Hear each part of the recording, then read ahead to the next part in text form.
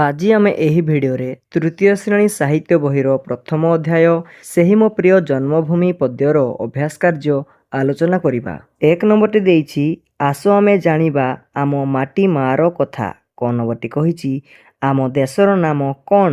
ଆନ୍ସାର ଆମ ଦେଶର ନାମ ଭାରତ ବା ଆମେ ଲେଖିପାରିବା ଭାରତବର୍ଷ। ଖ ନମ୍ବରଟି ଦେଇଛି ଆମ ଜନ୍ମଭୂମିର ନାମ କ'ଣ? ଆନ୍ସାର ହେବ ଆମ ଜନ୍ମଭୂମିର ନାମ ଭାରତ ବା ଭାରତବର୍ଷ। ଗ ନମ୍ବରଟି କହିଛି ଜନ୍ମଭୂମିର ପାଦ କିଏ ଧୋଇଦିଏ? ଆନ୍ସାର ହେବ ନୀଳ ସାଗରର ଲହରୀମାଳା ଜନ୍ମଭୂମିର ପାଦ ଧୋଇଦିଏ। ଘ ନମ୍ବରଟି କହିଛି କେଉଁମାନେ ଆମର ଭଉଣୀ ଭାଇ? ଆନ୍ସାର ଆମ ଦେଶର ସହର ଓ ଗାଁରେ ଆମେ ଯେଉଁମାନଙ୍କ ସାଙ୍ଗରେ ମିଶି ଖେଳୁ ବୁଲୁ ସେମାନେ ଆମର ଭଉଣୀ ଭାଇ। ତାପରେ ଓ ନମ୍ବରଟି କହିଛି ଆମେ ଜନ୍ମଭୂମିର ନାମ କିପରି ରଖିବା?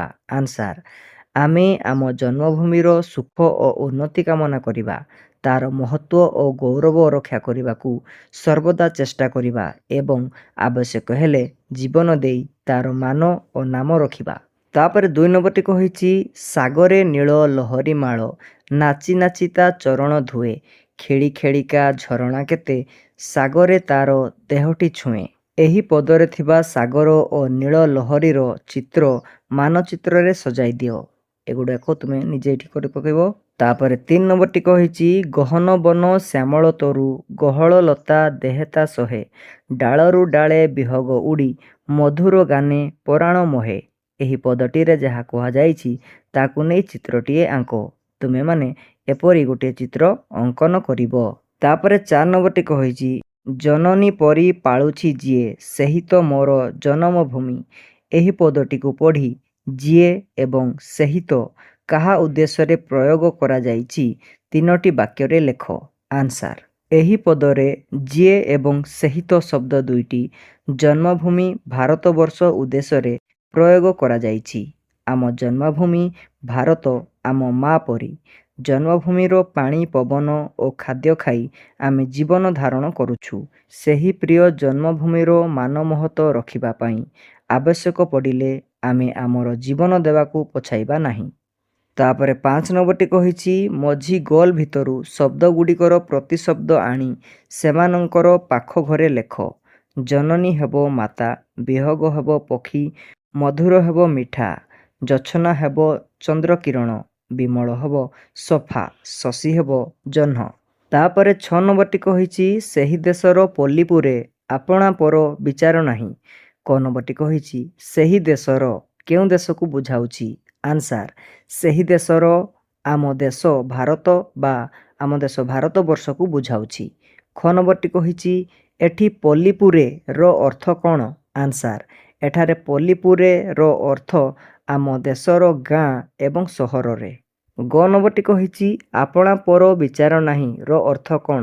ଆନ୍ସାର ଆପଣା ପର ବିଚାର ନାହିଁ ର ଅର୍ଥ ଆମ ଦେଶର ଲୋକମାନଙ୍କ ମଧ୍ୟରେ ପର ଆପଣାର ଭେଦଭାବ ନାହିଁ।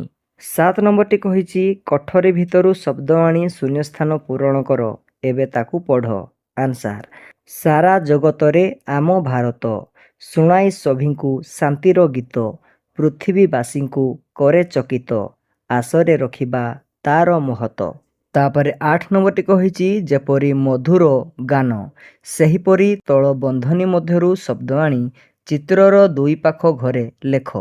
ଗହନ ହେବ ବନ, ଗହଳ ହେବ ଲତା, ଶ୍ୟାମଳ ହେବ ତରୁ, ନୀଳ ହେବ ସାଗର।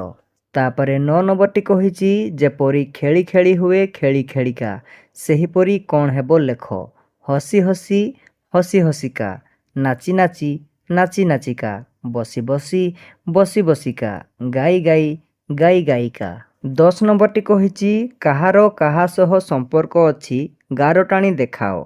ଜନନୀ ହେବ କଳ, ଶଶୀ ହେବ ଜୋଛନା, ସାଗର ହେବ ଲହରୀ, ବିହଗ ହେବ ଗାନ। 11 ନମ୍ବରଟି କହିଛି ପଦ୍ୟରେ ଯେଉଁ ଶବ୍ଦ ଗୁଡ଼ିକ ପଢ଼ିଲେ ତାକୁ କଥାରେ ଲେଖିବା। ଜନମ ହେବ ଜନ୍ମ, ପରାଣ ହେବ ପ୍ରାଣ, ଜୋଛନା ହେବ ଜ୍ୟୋତ୍ସ୍ନା, ସ୍ନେହ ହେବ ସ୍ନେହ। ତାପରେ 12 ନମ୍ବରଟି କହିଛି ତଳେ ଥିବା ଚିତ୍ରକୁ ଦେଖି ତା ବିଷୟରେ 5ଟି ଧାଡ଼ି ଲେଖ। ଆନ୍ସାର ଏହା ଏକ ବାଘର ଚିତ୍ର ଓ ଏହା ଭାରତର ଜାତୀୟ ପଶୁ ଅଟେ। ଏହା ଗୋଟିଏ ଭୟଙ୍କର ଜୀବ। ଏହା ଘନ ଜଙ୍ଗଲରେ ବାସ କରେ। ଏହା ଗୋଟିଏ ଶିକାରୀ ପଶୁ ହୋଇଥିବାରୁ ମେଣ୍ଢା, ଛେଳି, ଗାଈ, ହରିଣ ଓ ମଣିଷ ପ୍ରଭୃତିଙ୍କୁ ମାରି ଖାଇଥାଏ। ଆମ ଦେଶର ଜଙ୍ଗଲରୁ ବାଘମାନେ ଶୀଘ୍ର ଶୀଘ୍ର ମରିଯାଉଛନ୍ତି। ତେଣୁ ସେମାନଙ୍କୁ ରକ୍ଷା କରିବା ଆମ ସମସ୍ତଙ୍କର କର୍ତ୍ତବ୍ୟ। ଯଦି ଭିଡ଼ିଓଟି ଭଲ ଲାଗିଛି ତେବେ ଚ୍ୟାନେଲକୁ ସବସ୍କ୍ରାଇବ୍ କରିବା ପାଇଁ ଜମାରୁ ବି ଭୁଲିବେ ନାହିଁ। Thank you for watching.